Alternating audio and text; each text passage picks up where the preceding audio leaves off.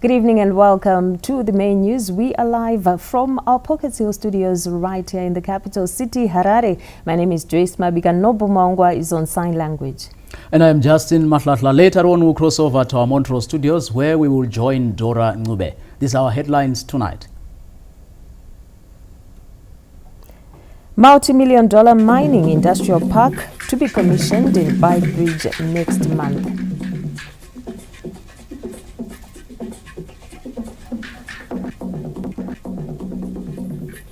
In arts news, music icon Oliver Mtugudzi's legacy commemorated 6 years after his death. And in sport, High Court dismisses Walter Magaya's appeal, ZIFA elections to go ahead as scheduled.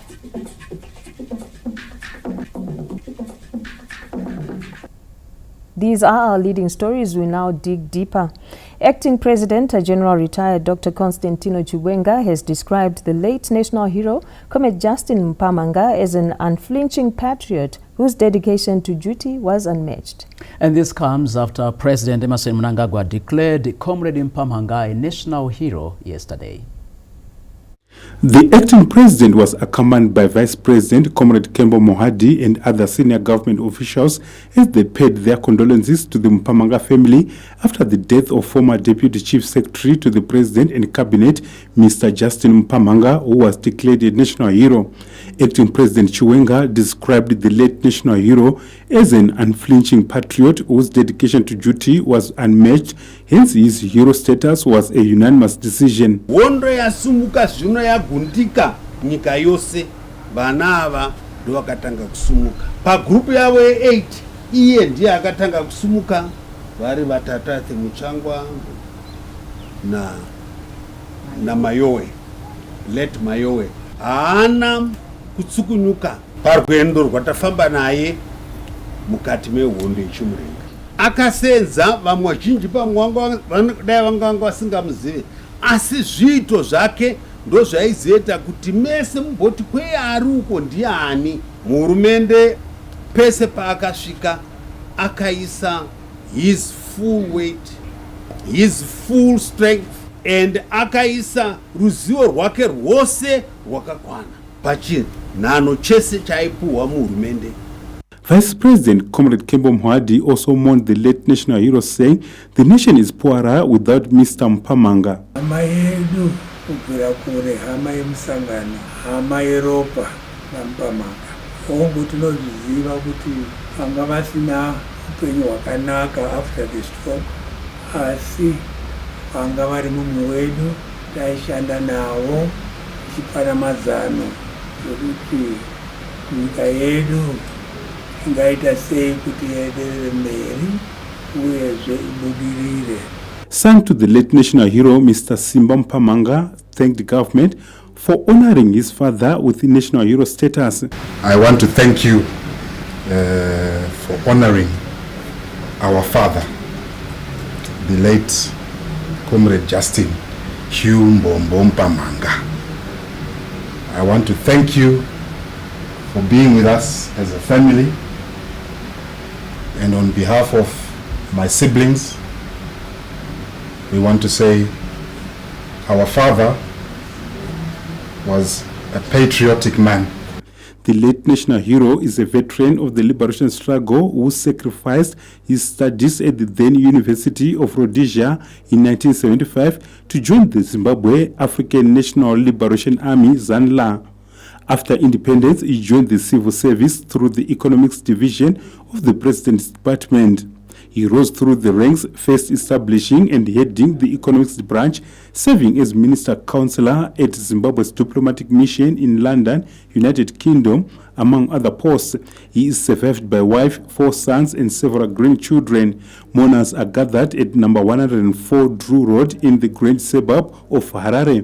Bruce Chawanda, SABC News, Harare.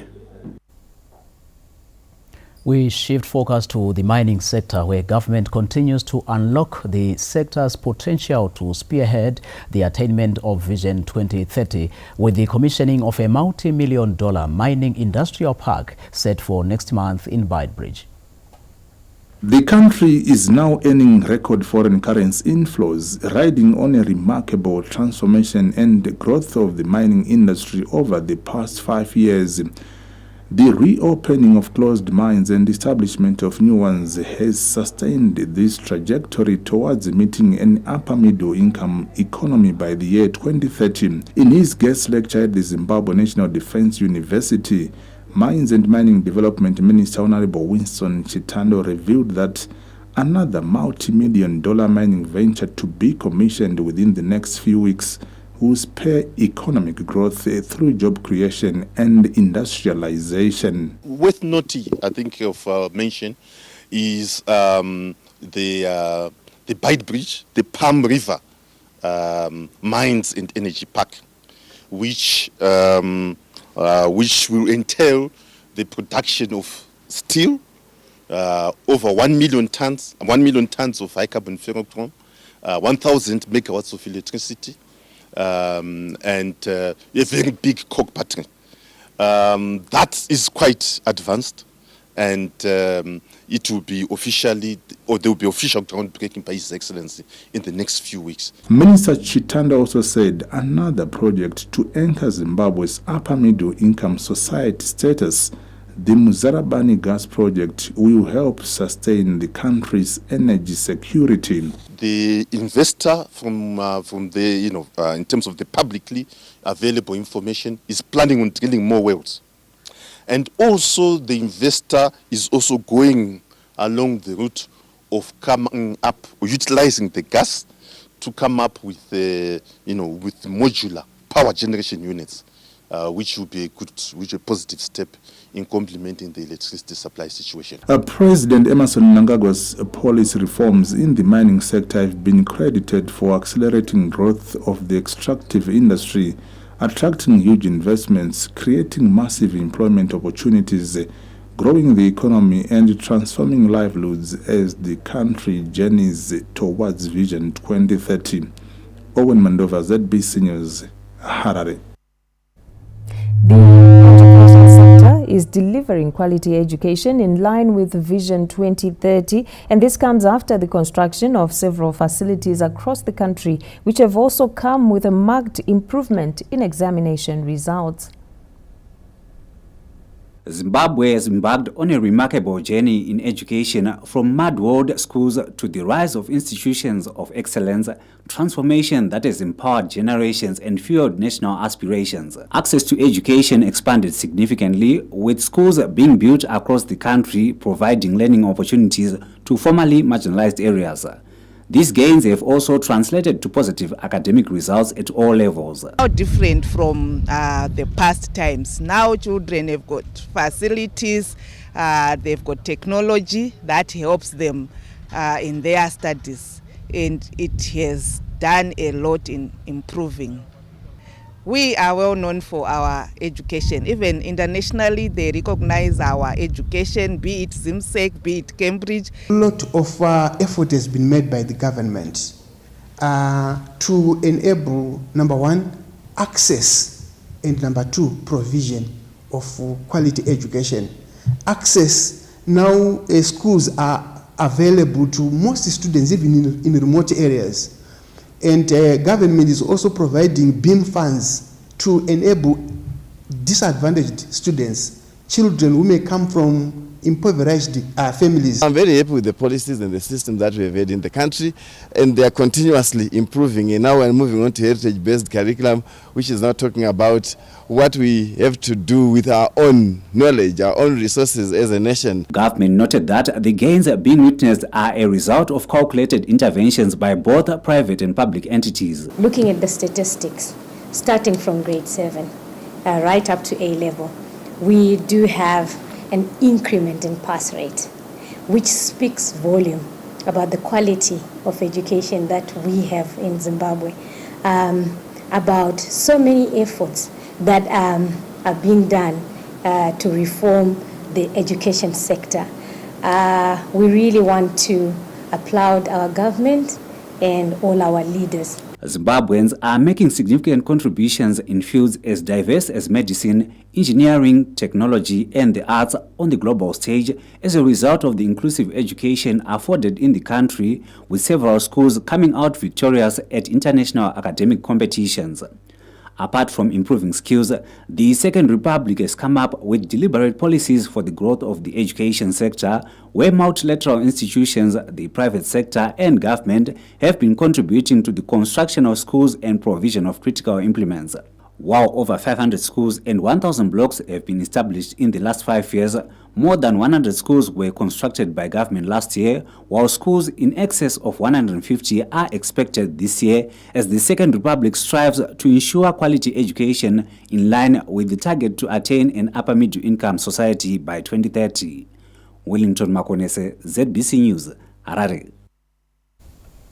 The city of Victoria Falls is making significant strides in its ambitious water project, as evidenced by the construction of key structures which are nearing completion.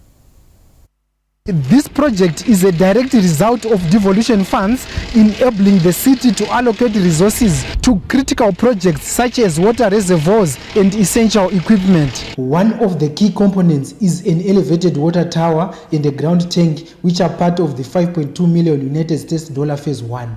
12 kilometers of piping have been installed, along with construction of pump house, installation of pumps, and provision of staff accommodation. We are on course in terms of our wash project. So far, our water construction reservoir is at 75% completion. We will be completing the elevated tower, which is 0.75 cubic meter by end of February, and commissioning it into the distribution lines. And the other ground, 5 cubic meter ground tank, will be completed by end of May. Councillors are confident of the positive impact of the project upon completion. Ingaphela ireservoir, especially Victoria Falls isiyithi sibona singathola uncedo kakhulu ngendaba yokuthi besile challenge yamanzi, especially uma summer season kalo emfuleni. So ngokuyakha ireservoir le sicabanga ukuthi iza benefit abantu abaningi. The city is also actively seeking partnerships to complete the entire WASH program, thereby aligning with the government's initiative to engage the private sector to enhance service delivery in local authorities. Water provision is being prioritized by government through the Call to Action Blueprint as the country seeks to attain an upper middle income society by 2030. The WASH program represents a significant step forward in ensuring the city continues to offer world-class experience to visitors. Tichaona Kurewa, ZBC News, Victoria Falls. Zimbabwe is among African countries set to benefit from a $76 million United States investment in agricultural research and capacity development. Australia's ambassador to Zimbabwe, Her Excellency Minoli Pereira, says the $76 million United States investment will support Zimbabwe and other African countries' response to climate change. She was speaking ahead of Australia Day, which falls on the 26th of January. Australia is the driest inhabited continent in the world. Climate change is presenting new and growing challenges. It's stressing our traditional ways of operating, it brings real risk to our economic prosperity and forces us to be more innovative. So I'm pleased Australian experts are being deployed to bolster the ability of Zimbabwe and Africa more generally to withstand the escalating impacts of climate change and combat food insecurity. The diplomat went on to congratulate Zimbabwe on the abolishment of the death penalty by President Emmerson Mnangagwa. I am therefore particularly pleased to use this occasion to extend Australia's heartiest congratulations to Zimbabwe for the abolishment of the death penalty. This is a truly historic achievement and it's evidence that meaningful progress can be made for the good of all. The Minister of Foreign Affairs and International Trade, Professor Amon Murira, applauded the engagements between Harare and Canberra in a diverse number of sectors amid hopes to deepen economic cooperation. We would like also to continue boosting our trade in agriculture and agricultural products. We applaud the Australian Centre for International Agricultural Research and International Crops Research Institute for the semi-arid tropics for collaborating in agriculture with the aim of enhancing climate resilience on Zimbabwean farms by improving access to small-scale mechanization. 12 projects have been implemented under the Australian NGO Cooperation Programme and 18 under the Embassy's Direct Aid Programme to support vulnerable communities in access to water, sanitation, climate resilience, disaster preparedness, disability inclusion, and sustainable livelihoods, all critical areas under government's National Development Strategy 1. Olina Ndori, ZBC News, Harare. Government's vision of a market-driven horticulture sector continues to get buy-in, with a Beitbridge farmer embarking on a massive butternut production venture employing more than 100 people. With Zimbabwe targeting to be exporting $1 billion US worth of horticultural produce by 2030 from the current $120 million US annually, the coming in of market-driven enterprises may be crucial for the attainment of the vision. One such enterprise is the Beitbridge-based horticulture farm that has 23-hectare butternut crop, which has already been sold before harvest. We have 23 hectares of butternut. Road markets, they take volumes per week. Like 1,500 or 15 tons every week. Lands, Agriculture, Fisheries, Water and Road Development Minister Dr. Enshas Masuka, who told the Royal Cooper Farm this Wednesday, reiterated government support to market-driven horticulture production to transform the sector. Butternut in the background is already sold before it is harvested. So this is the message and most important one for this budding horticulture industry in Zimbabwe, where we are growing it twofold. We are growing horticulture through this conventional private sector farmer-led growth, but we also have an enterprising state-led presidential rural development program that looks at village business units which also focus on horticulture in order to build a $1 billion industry by 2028-2030. On the crop and livestock situation, Honorable Masuka said he is pleased with the recovery after the ravaging drought. In terms of the outlook of the crop, over 65% of our crop is at vegetative stage and looking very good.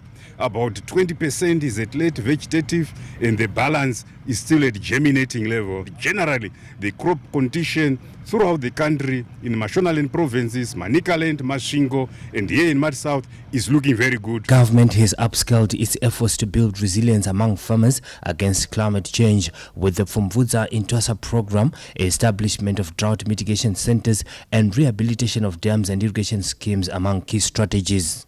Providence Maranelli, ZBC News, Beitbridge. From Beitbridge, we come back to the capital city, where the Harare City Council has admitted financial mismanagement within the local authority, leading to poor service delivery. Harare City Council Mayor Councillor Jacob Mafume appeared before the Commission of Inquiry into the state of affairs at the local authority, where he revealed a lack of financial accountability due to the absence of an enterprise resource planning system. Yeah, there are areas where accountability has lacked. One of the major areas that I would point out is the absence of an ERP, that is an enterprise resource package, and the chasing away of the enterprise resource package or ERP that was operating at that time, which was chased away in 2019 at the recommendation of management. And from that period, the City Council has not been able to produce audited accounts.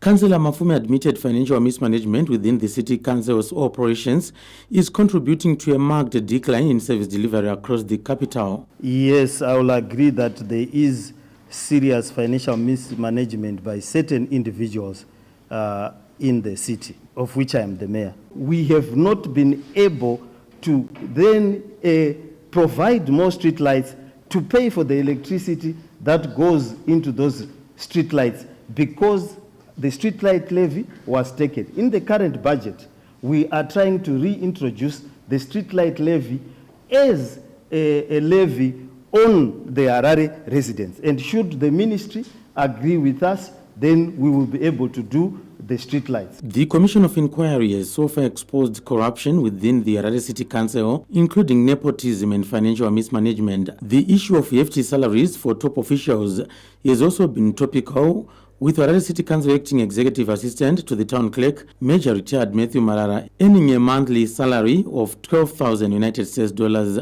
John Nandara, ZBC News, Harare.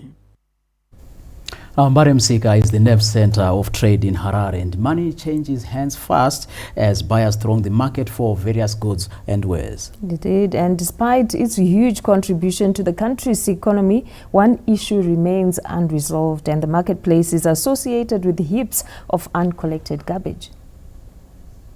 Living right next to Mbare Msika has become a curse for some, as others' daily hustle leaves the area infested with heaps of rubbish.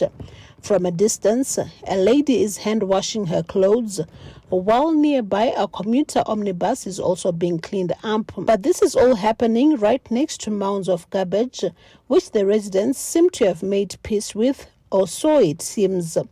But can one get used to doing business or living next to heaps of garbage? This is a situation residents and traders would rather have addressed, but the reality on the ground indicates otherwise. Their pleas seem to be falling on deaf ears, as the opposition-led Harare City Council seems to be failing on its mandate to deliver. Raw sewer and the nauseating stench in some areas is part of what those close to the market experience on a daily basis.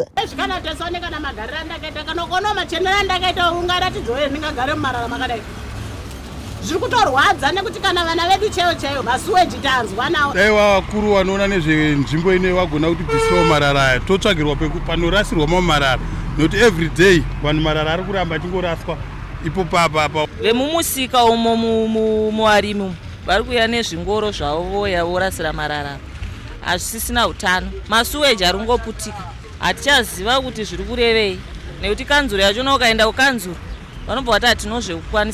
with both residents and traders paying their dues to council, their expectations are to work and live in clean environs. But at the moment, it surely seems that is certainly too much to ask for. The piling of garbage inokonzeresa kuti tive prone madiseases akasiyana siyana akafanana na korela chiri chiitiko na typhoid chiri chitike chatisingade kuti chirambe chase chichiitika saka tinovimba kuti nekuchema kweduwo zvinhu zvedu zvichaita sezvichagadziriswa. Many will ignore the dirty environs just to ensure they don't miss out on business opportunities, and for others, this is home. The situation on the ground demands that the local authority should act and find means of addressing the garbage issue. Josephine Mugio, ZBC News, Harare.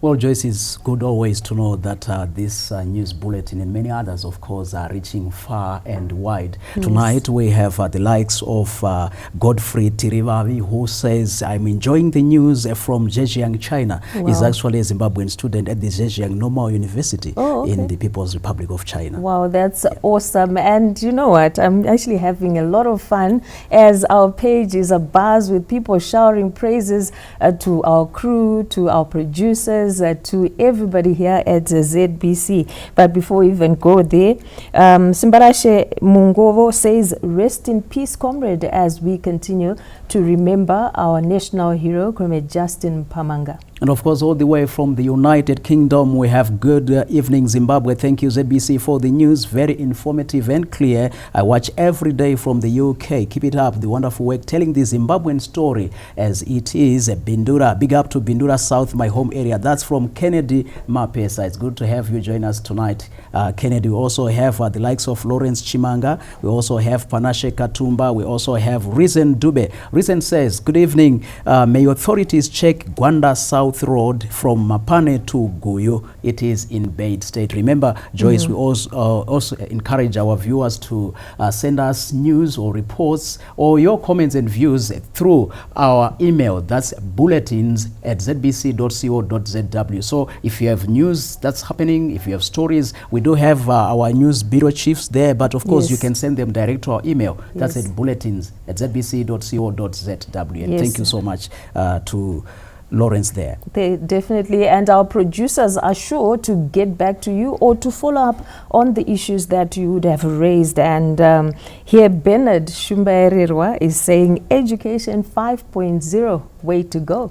Definitely. We also have to say good evening to Bernard. That's Bernard Shumbayarerwa, Simbarashe Mungovo, Tariro Bebe, Farisai Chikanda. We have Vusi Sizwe Kumalo. We also have Farai Bobo. Simba Takawira says, I'm watching from Belvedere in Harare. Give Mount Lovu. Good evening, Zimbabwe. Watching from South Africa. It's good to know that you are watching. We also have Colin Shoko. We have Brevius Siwela. And there's a gentleman who was asking us to mention him. That's from Chinhoy. I believe we did remember him, and he's also part of the viewers who are logged on tonight. Thank you very much. And also from Odzani, Dixon Majaha is saying thank you to our news crews, and also says we are grateful to our farmers for great work. Zimbabwe is on an agricultural revolution. Thank you.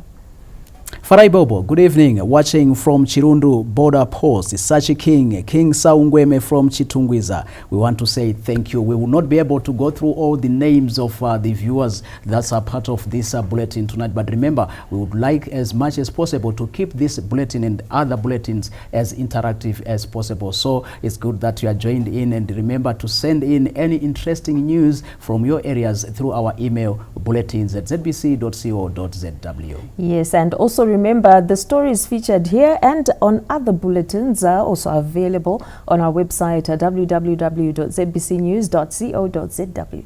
We are also on X, we are on Facebook, as you know, we are on our Instagram and TikTok pages, as well as our WhatsApp channel. The name there is at ZBC News Online. Yeah, stories still to come in this bulletin. In the arts, music icon Oliver Mtukudzi's legacy commemorated 6 years since his death.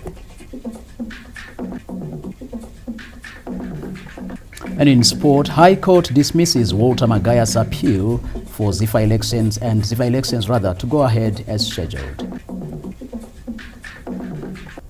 We'll be back with these stories and more. Stay with us.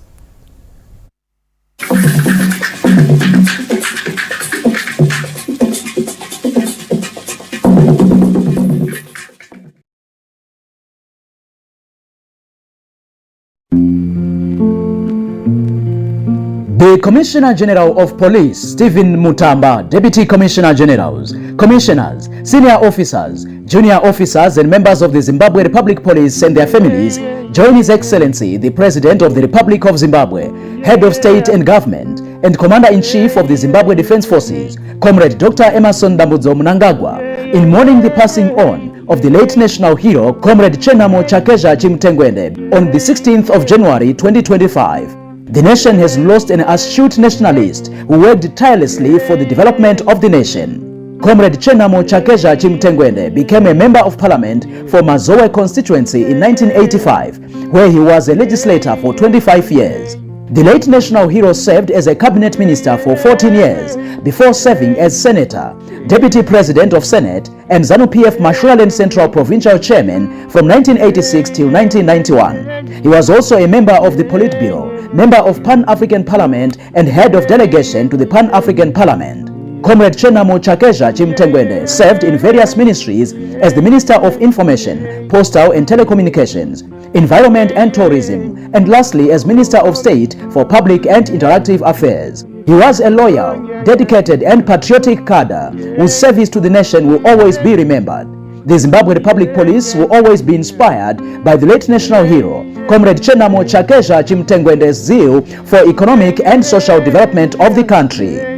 May his soul rest in eternal peace. Go well, son of the soil. Hamba kahle, qawe la maqhawe. Famba izhakanaka, gamba remagamba. kuchinjaka kwekuyenda nekamarike kuspenda Zimbabwe. The Zimbabwe Tourism Authority is calling all operators of tourist facilities who have not registered or those with expired licenses and certificates to come forward and register their facilities in compliance with the provisions of Section 36 of the Tourism Act, Chapter 14, 20 of 1996 by 15 February 2025. According to Statutory Instrument Number 106 of 1996, categories of the tourist facilities that must be registered with the Zimbabwe Tourism Authority include but are not limited to conference organizers, restaurants, whether in hotel or otherwise, fast food restaurants, vehicle, bicycle, boat, bus hire, courier shops, tour operators, hunting operators, tour guides, non-hotel conference facilities and venues, travel agents including those online, accommodation including hotels, lodges, guest houses, camps and campsites, bed and breakfast accommodation, Airbnb accommodation, visitor attractions including game parks, farms, art galleries, visitor activities including golf, horse riding, bungee jumping, wedding venues, picnic or braai sports, open air function venues. All facilities that register or renew their licenses and certificates on or before the 15th of February 2025 will have no penalties charged. From the 1st of March 2025, the Zimbabwe Tourism Authority, in conjunction with law enforcement agents, will be deployed to bring all unregistered facilities to book. For further information and assistance, please do not hesitate to contact us at the Zimbabwe Tourism Authority offices that are located across the country. Travel and experience Zimbabwe. Zimbo. The Minister of Higher and Tertiary Education, Innovation, Science and Technology Development, Honorable Ambassador Dr. Frederick Shara, the Deputy Minister, Honorable Simelisizwe Sibanda, the Permanent Secretary, Professor Fanuel Tagwira, Chief Directors, Directors, and the entire Ministry staff wish to convey a hearty condolence to the Siziba family during this difficult time following the passing on of Major General Retired Solomon Siziba. The ministry is deeply saddened by the passing on of Major General Retired Solomon Siziba, a dedicated public servant who served with a distinction both in the military and civil service. We wish to extend our heartfelt condolences to the Siziba family, relatives and friends during this difficult time. Major General Retired Siziba, his selfless contributions to the liberation of our great nation and his subsequent service to the country will always be remembered and cherished. May his legacy continue to inspire future generations of Zimbabweans, and may his soul rest in eternal peace.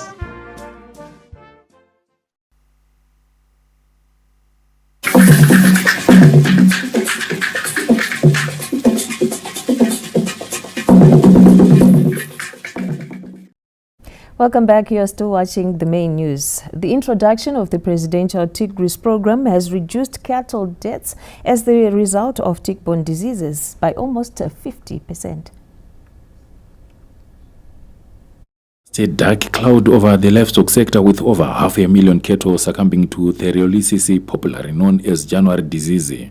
The deadly situation which recurs at the onset of the rains prompted the launch of the presidential tick-grease program and other interventions to deal with the outbreak. Chief Director of the Directorate of Veterinary Services, Dr. Pius Makaya, says the introduction of the tick-grease program and the integrated vaccines approach have paid dividends after reducing cases by 50%. Farmers should dip their animals according to the standard operating procedures given by our extension staff. Theriolysis now is actually picking up. Like last week, it was around 26% that fatality rate, which is now is coming up. But generally, we have managed to control tick-borne diseases from last year by 48%. January disease is characterized by fever among animals, discharge from the eyes and nose, loss of body condition, and death. 10 Time Nengwa, ZBC News. We now cross over to our Montreal studios, where we join Dora Ngube to give us stories from that end. It's a good evening to you, Dora.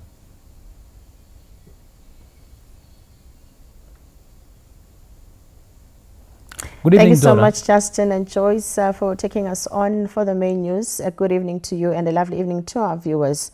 And now taking a look into mining and the environment, Zimbabweans have been urged to take a proactive approach in ending riverbed mining. This comes after illegal miners destroyed Inyankuni Bridge that links Insiza and Umzingwane districts.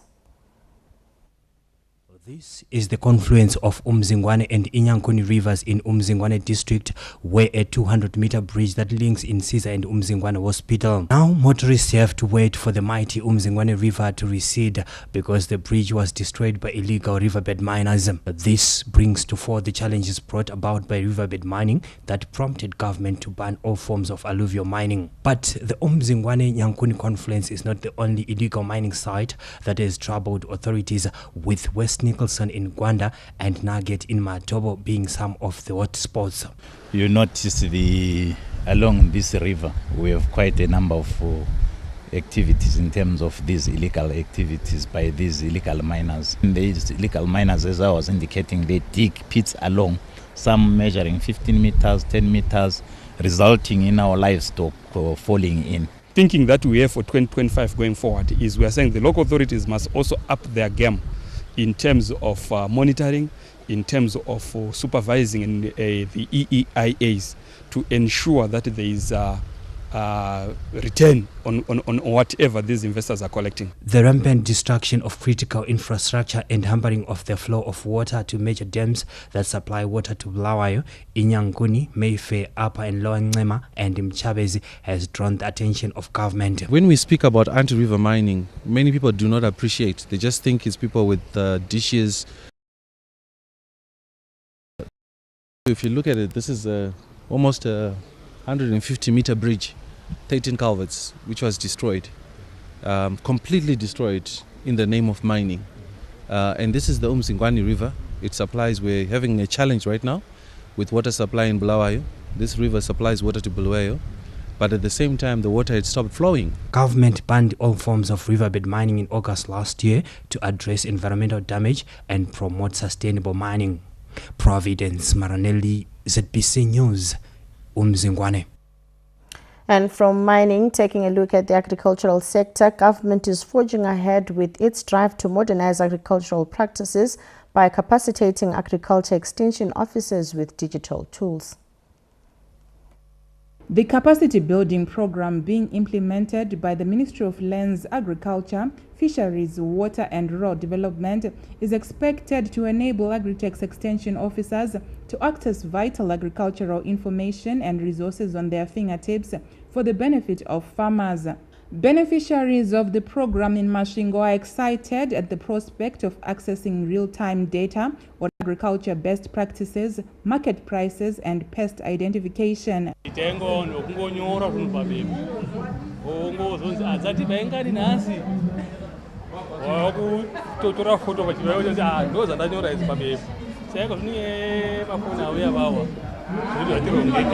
Zvatirerutsira basa nekuti tava kugona kuita researches tichiwana further information kumabasa edu. Taigona kuti nguva yekulafa kana yakwana, ini dzimwe nguva foni yangu pamwe ndendisitorina foni ine isina bhatiri, kana kuti kumba tine tichitosheya foni nababa ine yatoendawo nababa kubasa kwavo pamwe nditicha. Ini ndotozombomirira kuti kana vadzoka vozopindawo muarea. The program dovetails with the Second Republic's thrust of enhancing production and productivity in line with the agriculture and food systems transformation strategy. Science defines agriculture. Kutoziva kuti zvinorimwa nguwai, zvinorimwa rini, torimei, it's a science decision. That is why the president, His Excellency Comrade Dr. E.T. Mnangagwa, vachikoshesa madomeni because ndiyo the quickest way yokuita disseminate scientific information inodriva nyika. The initiative, which has so far been rolled out in most provinces across the country, is targeting all agriculture extension officers countrywide. Gay Matambo, ZBC News, Masvingo. Government continues to improve learning conditions for students through constructing classroom blocks and availing information communication technology gadgets across the country. Our Midlands Bureau Chief Tafara Chukumira was in Shirugwi and filed the following report. Selukwe High School in the Midlands Province was the place to be this Thursday as government commissioned a classroom block and distributed ICT gadgets, some of which were made available by development partners. Vakazara muma classrooms saka takaona kuti tivapatsanure kuti vanyatsofema zvakanaka vachinyatsodzidza zvakanaka vachiwana writing areas okuti vakwanise kunyora basa ravo zvakanaka. Takaona kuti tikavaka imwe block zvinotibatsira kuti vana vedu vave nenguva yakanaka yokuverenga. The Second Republic's engagement and re-engagement efforts are also bearing fruit, with World Vision donating 1,100 tablets, while Unkimind donated 22 digital learning instruments for schools in the province to enhance interactive learning and access to digital education content.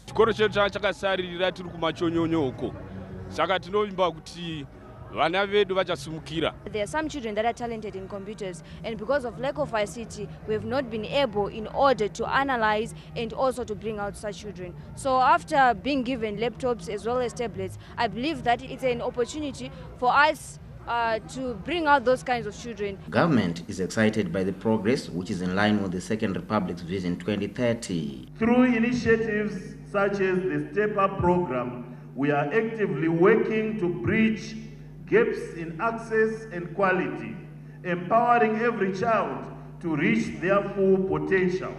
In essence, President Mnangagwa's vision is not just a roadmap for economic transformation. It is a holistic approach that integrates social justice and human capital development, fostering a sense of belonging, a sense of patriotism and shared progress among all Zimbabweans. This event marks a significant milestone achievement in advancing the Second Republic's desire and unwavering commitment towards human capital development as outlined in the National Development Strategy 1 through harnessing digital technology and mainstreaming ICT in our development matrix, underpinned by the youth demographic dividend and computer survey learners in our schools. The Second Republic recently introduced the heritage-based learning framework, which gives learners the leeway to choose practical subjects that address their community needs. Tafarach Kumira, ZBC News, Shurugwi. And that report taking us back to Joyce and Justin for more news. Many thanks, Dora, and welcome back to our Pogasio studios. A man from Harare, who is believed to be a vagrant, has appeared at the Harare Magistrates Court facing charges of murder. Takudzwa Mombeshora has been charged with the murder of Forbes Gile after he had just left a local sports bar in the Harare Central Business District. The accused was in the company of other suspected vagrants when he allegedly attacked the now deceased before getting away with 10 United States dollars and a cell phone. Mombeshora was arrested 6 days later at the Copacabana bus terminus. In another case, High Court Judge Justice Benjamin Chukowero has dismissed a bail appeal by jailed business partners Moses Mpofu and Mike Chimombe, who were seeking freedom in a matter they are accused of defrauding the Harare City Council of 9 million United States dollars in a botched streetlights tender deal. Elsewhere, the quartet of Olieth Shumba, Love God Mtoko, Solomon Tarwakuona and Patrick Ndou has been handed a mandatory 9 jail term for unlawful possession of raw ivory after appearing at Kweke Magistrate Court. Peter Chivima, ZBC News, Harare. The main news now takes a break. Be sure to stay with us for more news on the other side.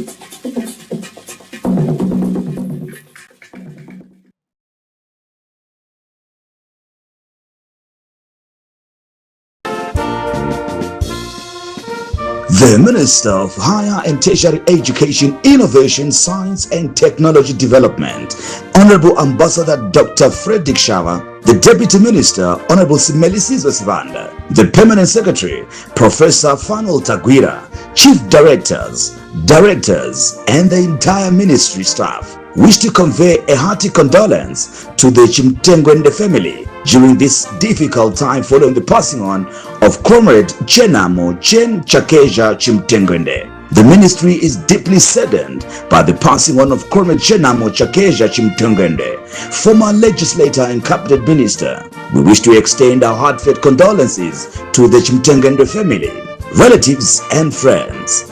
Comrade Chimtengwende's selfless contributions to the liberation of our great nation and his subsequent service to the country will always be remembered and cherished. May his legacy continue to inspire future generations of Zimbabweans, and may his soul rest in eternal peace.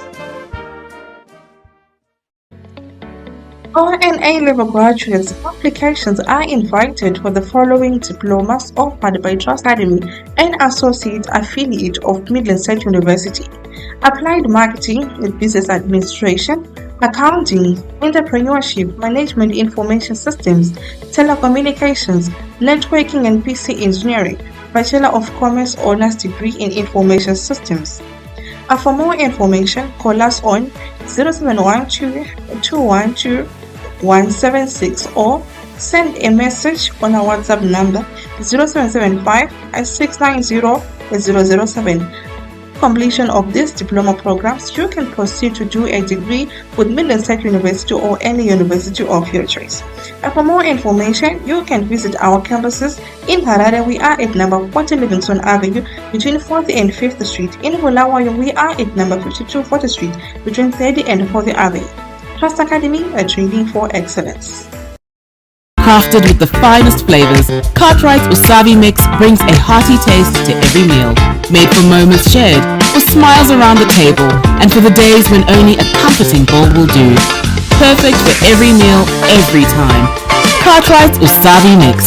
Every meal done right.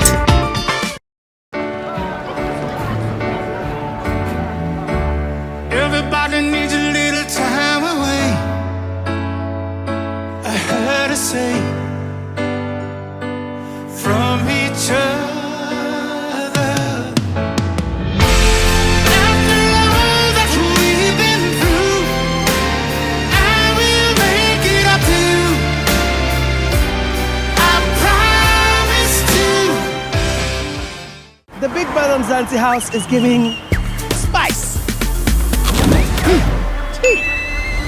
Woo! It's giving umlilo. So find some shade, because the housemates have entered the chat and they will tell what they must for the 2 meter. It's all about keeping it cool, even when they are seeing flames. Asbanye! Big Brother Mzansi Season 5 starts Sunday, 12th January at 6 p.m. only on the home of local. Big Brother Mzansi, proudly sponsored by Lotto Star.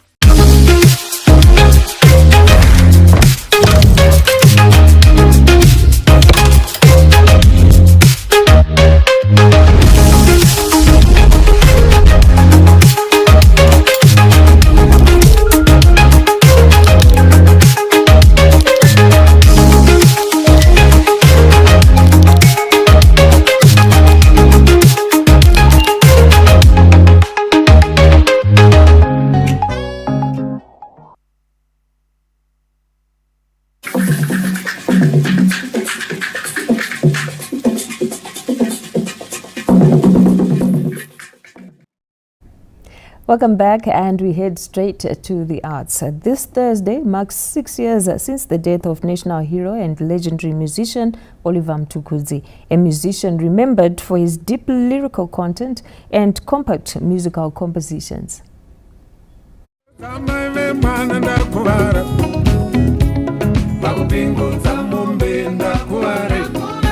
The distinctive vocals, compact musical compositions, signature cough, lyrical prowess and conduct made the late music icon Oliver Mtukudzi a global star with a legacy that lives forever.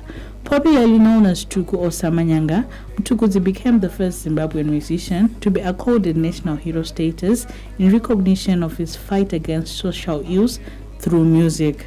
He made sure that he remained grounded into his culture as a Kore man, where you'll sing in Shona, in his Kore dialect, and using it to cheat society, to upload what is good, to comment on things that he felt were not proper. So he was a social commentator, like any other spiritual person would do. His lyrics were very intentional and very straightforward. You wouldn't struggle to understand what he was trying to say. So it made it possible for his message to reach out a multitude of people. And also, besides the clarity of his message, he was not somebody who was chasing trends. He was timeless. The legend also passed down his values to those he mentored, with youthful musician Bell among those following his footsteps. It took me some time to even adjust to where I am now, and I'm still adjusting because as a young at that time Pangoya, I was a young boy. My generations the world is going digital, and we are being inspired by music from outside the country and the likes. So for me, embrace your culture, embrace who you are. A master of social commentary, Mtukudzi addressed the various social issues including HIV and AIDS, child abuse, child sexual exploitation, gender-based violence, and human rights in general through songs like Todi, Neria, Dagaronaka, Asati Azio, among others. Mtukudzi died on the 23rd of January 2019 after releasing albums equal to his age, 66. Patience Nyagato, SABC News, Harare.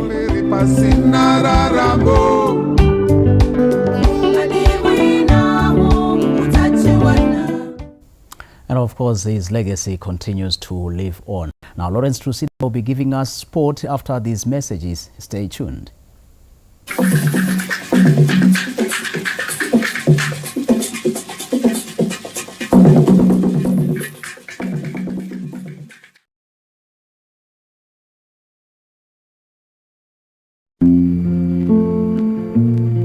The Minister of Higher and Tertiary Education, Innovation, Science and Technology Development, Honorable Ambassador Dr. Friedrichshaber, the Deputy Minister, Honorable Simeli Sivesvanda, the Permanent Secretary, Professor Fanuel Tagwira, Chief Directors, and the entire Ministry staff wish to convey a hearty condolence to the Mvundura family following the passing on of Ambassador John Shumba Mvundura, a renowned diplomat and dedicated public servant. We extend our sincere and heartfelt condolences to the Mvundura family, his colleagues, and the entire nation during this time of bereavement. Ambassador Mvundura's selfless contributions and his tireless efforts in promoting international cooperation and his unwavering commitment to the advancement of our nation will be deeply missed. May his family find comfort in the knowledge that his memory will live on through the countless lives he touched, and may his soul rest in eternal peace. Feeling overwhelmed, anxious, or struggling with difficult emotions? Do you feel like giving up? No matter what you are going through, you don't have to carry that burden alone. The Ministry of Health and Childcare, together with its partners, brings you the Parire Nyatwa Psychological Support Center to help you. Call our toll-free hotline 2024, where trained professionals are available to listen and offer confidential support, guidance, and coping strategies tailored to your needs without judgment. Your mental health is important, and we are committed to helping you navigate life's challenges with the support you deserve. Take the first step towards feeling better. Call 2024 today. Remember, you are not alone. Together, we can find a way forward. You deserve support in your journey to healing.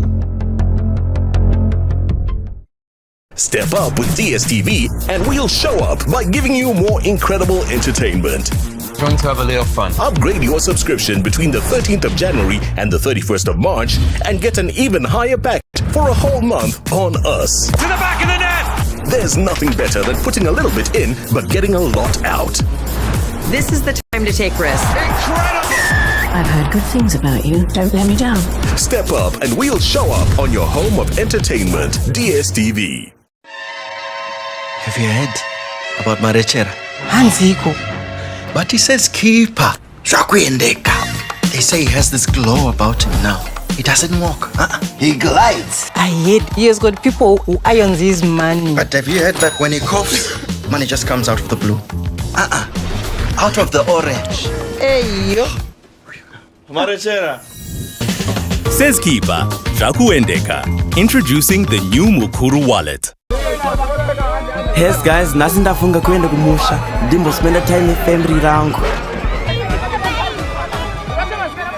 Damu ndapenda mu chicken buzz. Munoizere chicken buzz. Chicken buzz. Ngoma joroga uya zwewe. Kwa hiyo wakavai Johnny, ango neze ujedi. Bade basina grocery. Ndi jorok mashops.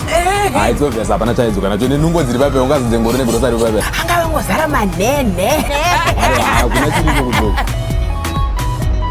Ndavo ndaona blaz mubazi. Anotaurisa munhu uyu. Indonzi Lee. Tats. Uruboko. Australia. Alright. Kana tuwasimutswana kunana kutengesa unozimutsvaganisha vantu tu. Say. Zatato hama kudai. Okay, bro. Acheni.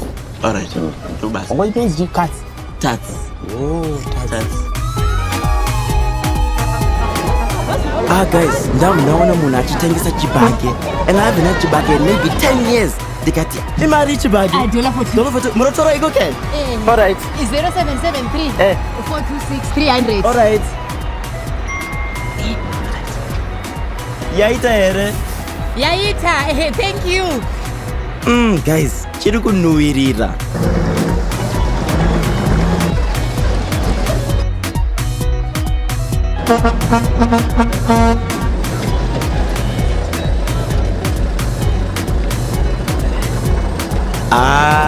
Ndazosvika kumusha manje.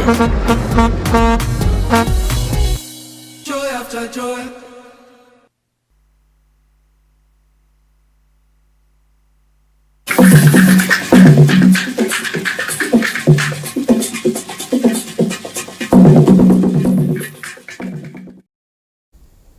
Good evening once again, and thank you so much for joining us on Sports Evening, Sports News this evening. We start off at the High Court, where its all systems go in the ZIFA elections after the High Court dismissed Cleric Hota Magaya's appeal.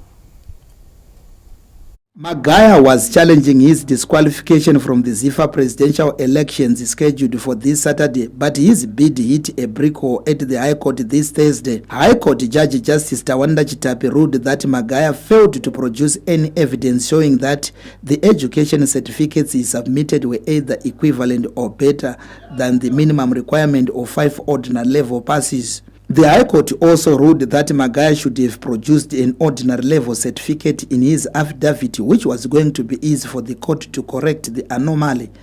The latest High Court judgment comes after another aspirant candidate, Temba Mliswa, withdrew his court challenge against his disqualification from the elections. Other disqualified candidates are former Warriors captain Benjani Mwarwari and Administrator Gift Banda, whose cases are before the Court of Arbitration for Sport. This Thursday's High Court ruling paves the way for the ZIFA elections to proceed on Saturday, with 6 candidates vying for the presidency of the Football Motherboard.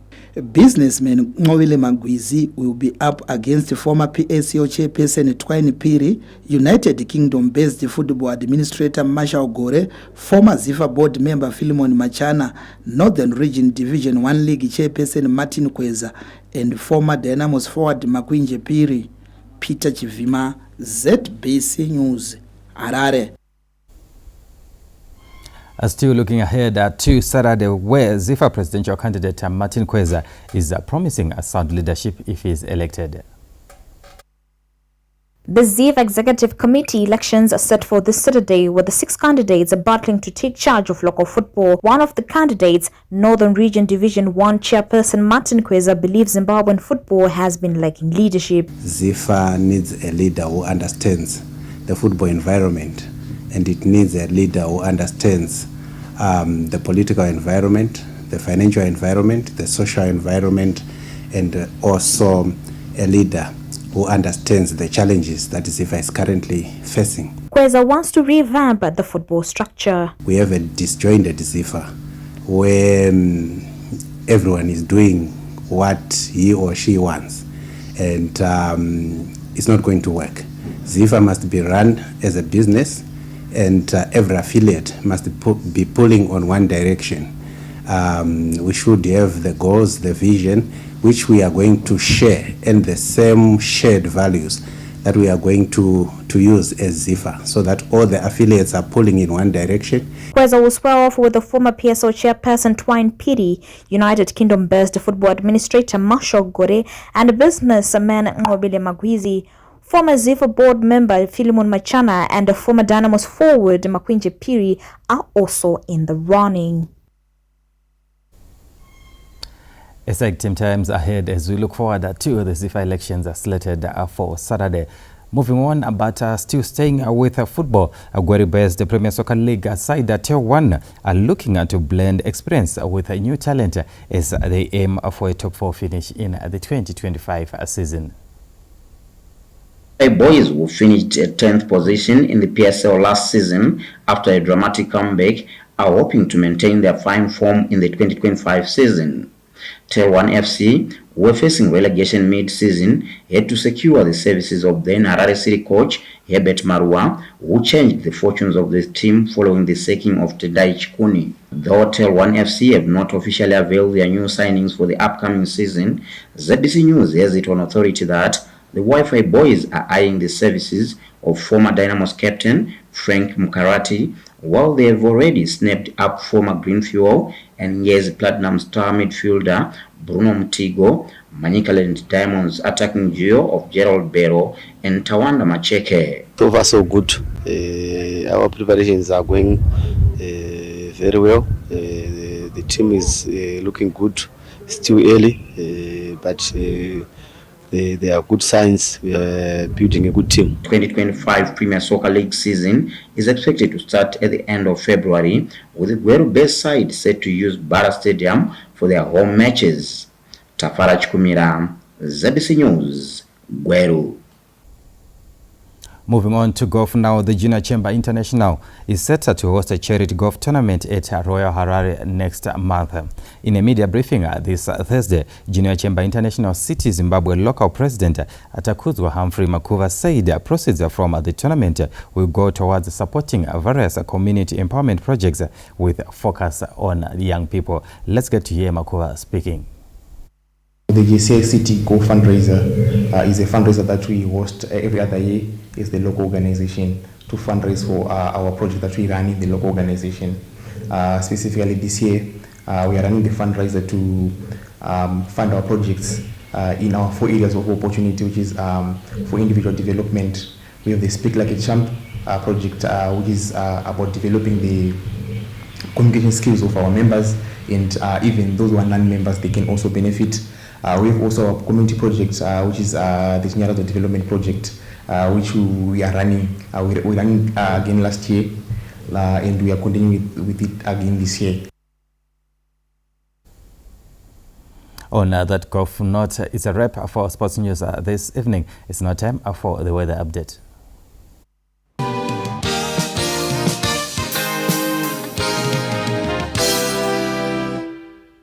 Good evening, Zimbabwe. It's a pleasure to be here once again giving you the weather report and forecast. We've had moisture drifting in from the southeast, covering much of these eastern parts of the country, with rainfall projected in some of these areas where we had meaningful falls, especially over the eastern parts, with areas such as Chipinge, Sengu reporting about 58 and 57 millimeters respectively, Rushinga 71 and Chimanda at 54 millimeters as of this morning. But however, as we look forward, we're seeing most of the moisture drifting northwards into the northern parts of the country, especially along the Zambezi Valley, where we should still see a considerable falls because of the influence of the intertropical convergence zone. But in the interior, we're seeing less in terms of the rainfall, where we're expecting much of today to be starting to dry off over the southern parts, with mild conditions projected for much of tonight. Tomorrow it should be slightly warmer over the south with more sunny breaks projected in the days ahead. So for Bulawayo, you're expecting warmer conditions as we get into the weekend with more sunshine.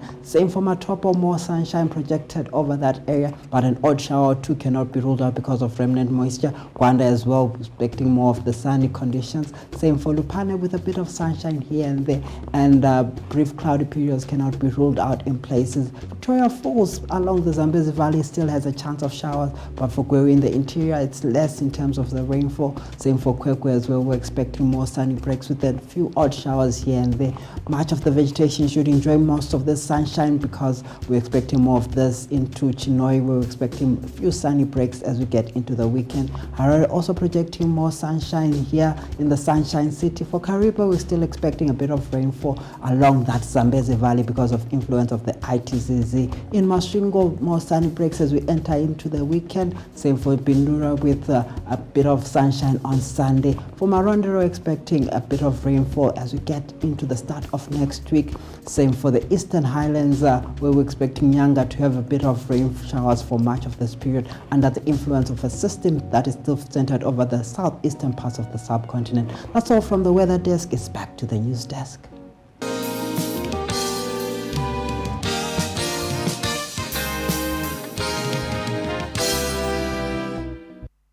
Thank you, James Ngoma Jr. for the weather report and forecast. And that's where we ended tonight. From all of us here, good night. Good night.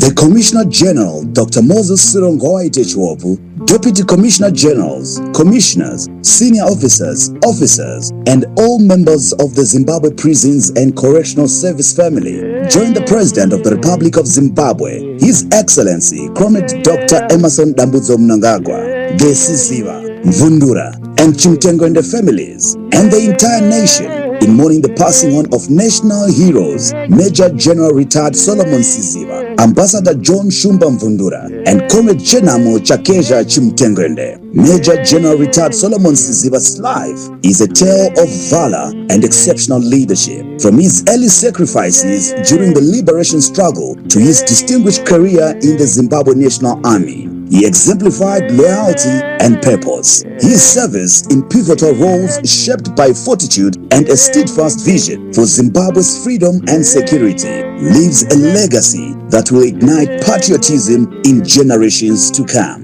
Comrade Chenamo Chimtengwende was a beacon of resilience and a voice for progress. His bravery during the liberation struggle